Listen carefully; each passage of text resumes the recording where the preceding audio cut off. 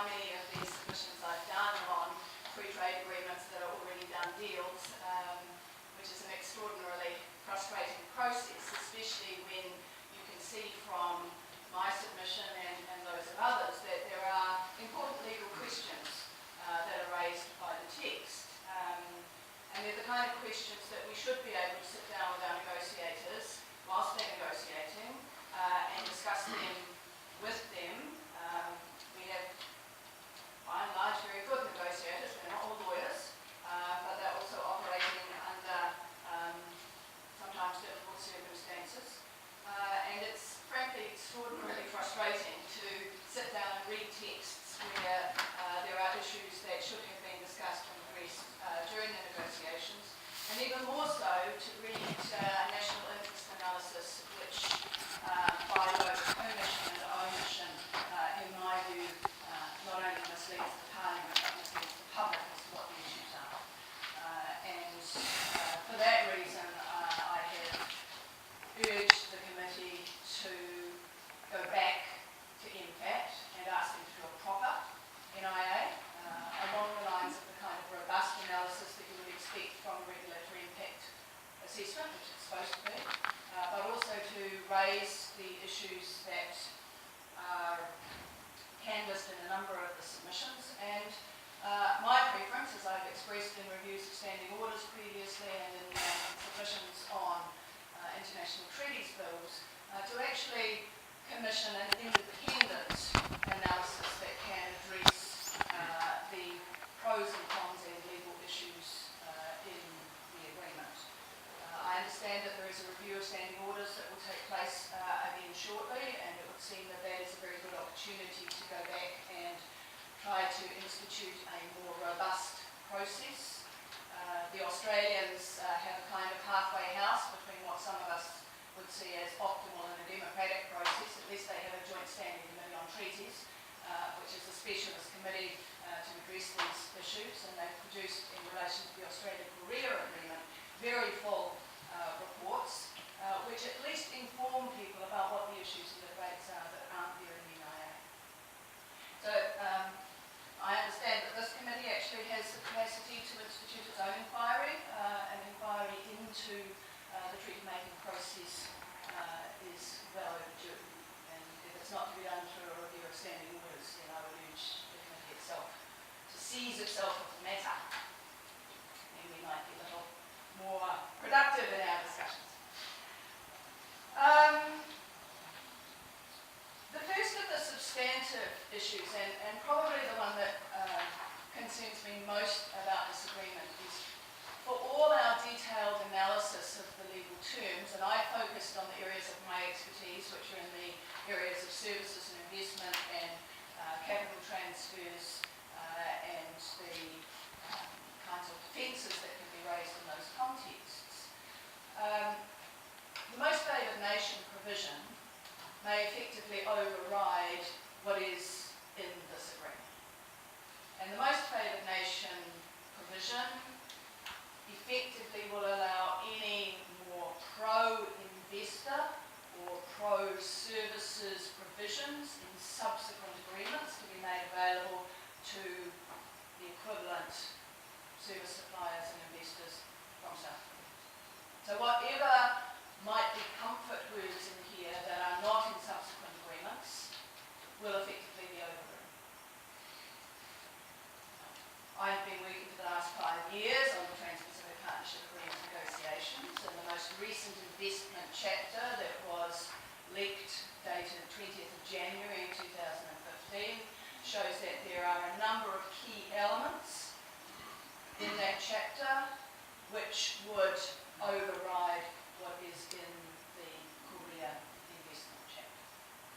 In particular, the application of the investor-state dispute settlement to investment contracts or agreements, which might have within them a dispute mechanism that requires, for example, the use of our domestic courts or the use of some other dispute resolution, and that would allow the investors to have access to the controversial investor-state disputes process. Now that includes concessions, such as mining concessions, it includes public-private partnership contracts, it contractual agreements from the Sky City to the charter schools and so on. That will become available to Korean investors. The second element of concern, which I'll touch on again, is that the leaked text shows that the capital transfers, capital flows provisions, the US has so far refused to accept the balance of payments emergency mechanism to apply to imposing restrictions, even in emergencies, on capital flows. There are two draft safeguards mechanisms in there, one of which is much weaker than the current already problematic provision in the General Agreement on Trade and Services in the WTO, and the other one, which is clearly proposed by the US, would be totally useless. So if one or other of those comes through, it will effectively be available for investors in Korea to claim under MFN to displace the balance of payments emergency mechanism in this chapter, or actually in chapter 12. Similarly, the US has, as I understand it from the negotiations that concluded 2 days ago in Maryland, still refused to accept the general exception in relation to areas such as public health or environment, public morals, which has itself only succeeded 1 out of 40 times when pleaded as a defence in the WTO. It does not accept that applying to investment. The Trans-Pacific Partnership Agreement, that exception may well not apply to investment, and therefore it would not apply as well if Korean investors wanted to invoke the MFN provision. Now, these are all really serious. There are other MFN problems in relation to aspects of the Korea Agreement. The Annex of Non-Conforming Measures says that the MFN provision shall only apply to future agreements, which at least means that anything more favourable to Korean service suppliers or investors in past agreements they don't get the benefit of. But the real problem is going to be the Trans-Pacific Partnership Agreement, the Trade and Services Agreement being negotiated in Geneva at present, and similar kind of more far-reaching rules. So what I have urged the committee to do is to recommend that the MFN provision be excluded in relation to cross-border services and investment, so that what you see in the Korea Agreement is what will continue to apply in relation to Korea into the future. There is in the MFN annexes a provision to that effect in relation to a very small number of activities, but it should apply to them. The second of the areas which I understand there are many submissions on is the area of investment, and Amukura will have dealt with a number of those issues. I'm very actively involved in the international debates about the reform of the investor-state arbitration mechanism, and was up in Geneva in October working with a number of governments who are themselves either withdrawing from or renegotiating the model arrangements for these investment agreements, working with UNCTAD, and with some of those in the World Bank's International Centre for Settlement of Investment Disputes, ICSID, on how to reform the process. These are really serious issues. They're not marginal issues. They're mainstream issues now. And for us to sign up to further agreements that lock us into that failed model is, I think, a tragedy, because we have very few of these agreements. And especially now, with Australia being our largest investor, we have no enforcement mechanisms with Australia, state-state or investor-state. We don't need it. We find ways through our courts to address those issues. And in particular, when we're dealing with countries that have very viable legal systems, there is absolutely no justification for not operating in that way. If we have investors who have concerns about investing in another country, then they should take out risk insurance. That's what prudent investors do. Or they should make sure that in whatever contractual arrangements they enter into, there are arbitral mechanisms in there that are set down for their particular mode of investment. We don't want these kinds of broad, far-reaching, totally unpredictable investor-state disputes processes that have now become recently with an investment arbitrator in Japan, and he sat down with me and he gave me a list of things that agreements must not have. MFN provisions, compound interest mechanisms, the ability of investors not to be subject to any form of effective review, independent of their own decision-making processes, and the confidentiality mechanisms which the last submitter referred to. I have seen document after document come out from investment arbitrations that are supposedly open that are almost totally redacted because of the confidentiality clause that has been invoked. And so you have to look past what is actually on the words there in the document to understand how the practice is operating. And the practice has caused a crisis of legitimacy in the investment arbitration area. And those issues have simply not been addressed here. Worse, the MFN provisions will apply not to the processes but to the rules. And in relation to the investment chapter, I have to say that the expropriation annex in this agreement is one of the best that I've seen in terms of indirect expropriation. But it will be overridden by the agreed investment annex in the Trans-Pacific Partnership Agreement. We have seen from the leaked text there are no square brackets around it. It has been agreed to, and it will be an investment arbitrator's delight. That would apply again in relation to the Korean agreement. The other supposed safeguards in there, references to customary international law in relation to minimum standards of treatment is frankly a joke. The investment arbitrators have said, well, even if the state parties tell us this is what they think it means, we will apply our own interpretation. And they've done that in two recent disputes, both more than 1 month.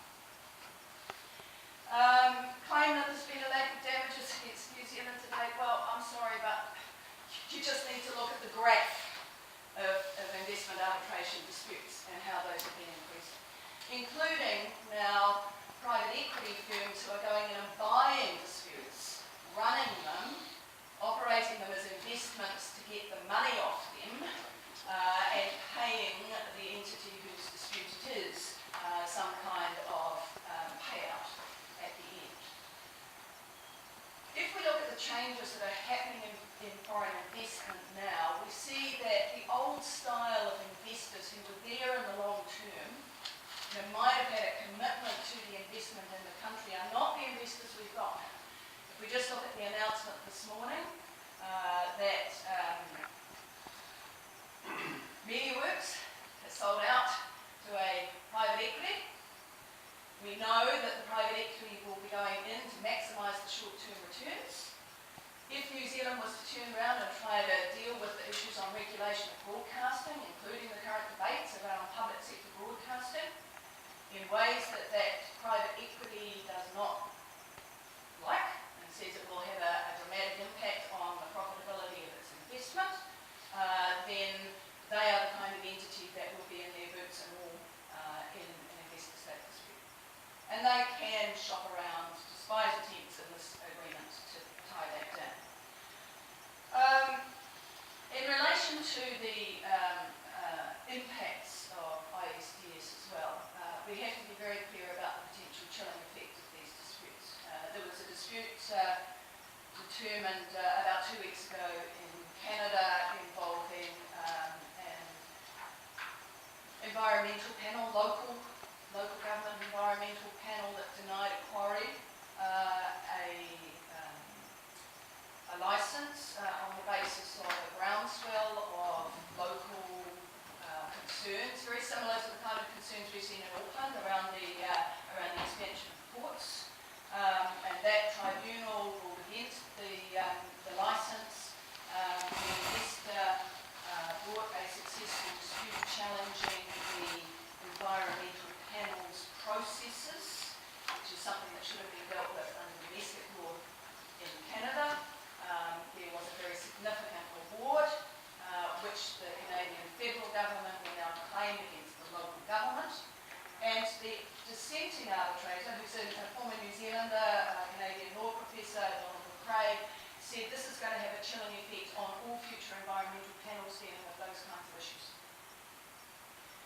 So we're seeing these week by week by week coming out.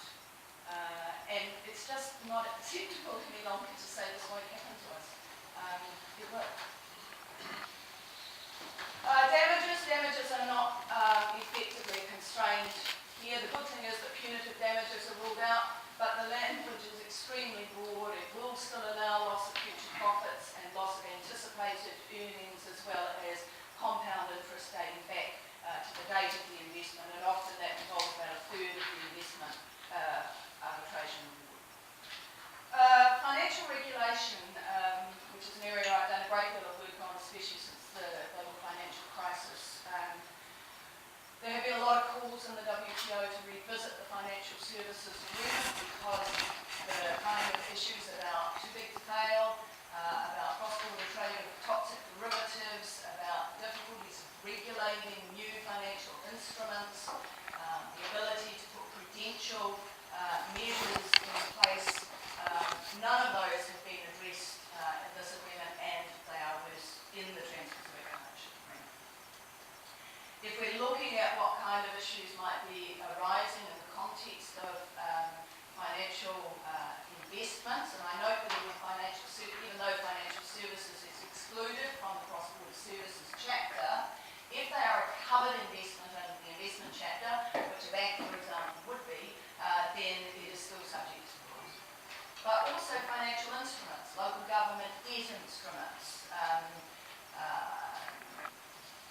trading in fisheries quotas or the ETS, secondary markets or secondary trading in PPP contracts, all of those are financial instruments that will be subject to these rules. And they often run into conflicts. And we're seeing increasing numbers of investor-state disputes dealing with those. Capital transfers, the IMF has now changed its position, saying capital transfers are a legitimate stabilising tool for governments to use in highly unstable global financial markets. This has the standard mechanism in terms of imposing restrictions on capital controls, which are temporary and after the fact, or when there is a crisis imminent, not preemptive, preventive mechanisms, which many countries are now adopting, and are a defence that has to be argued in a dispute. The US, as I've said, has refused to allow balance of payments emergency mechanisms. It just requires complete current account and capital account liberalisation with no ability to call them back. That would apply on an EDPN basis here if that's the outcome of the TPPA, which is really important.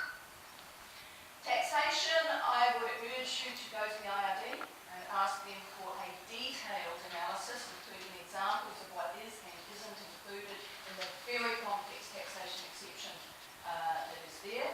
But I would urge you to recommend that taxation be excluded completely from the expropriation provisions.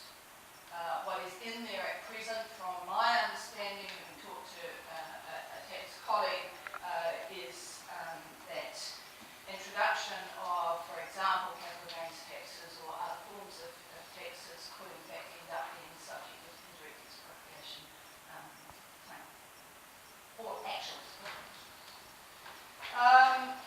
In terms of government regulation of services and investment, the NCMs, the annexes and non-conforming measures are very limited. They're a negative list, which means that they lock in what is now. We're in a country where light-handed and risk-tolerant regulation has been highly problematic.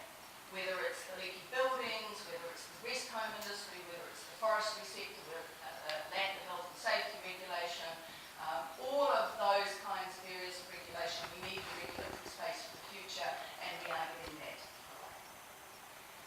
The Overseas Investment Act, I presume Anna could have talked about, but in the linked TPPA text, we have a complete exclusion of the Overseas Investment Act. It's been agreed to, from what I can see, from state-state and investor-state dispute settlement. We need to have that in the Korea agreement as well.